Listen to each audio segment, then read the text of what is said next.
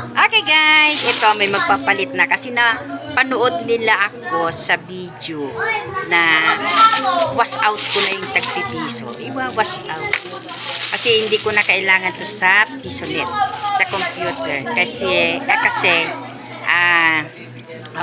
pesos na kasi yung slot.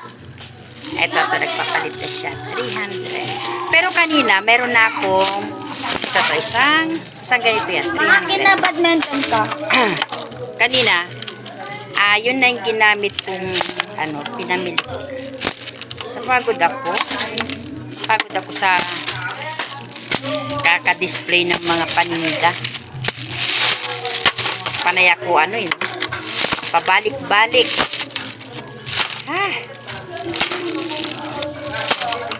300 pesos. Siguro, inutusan yung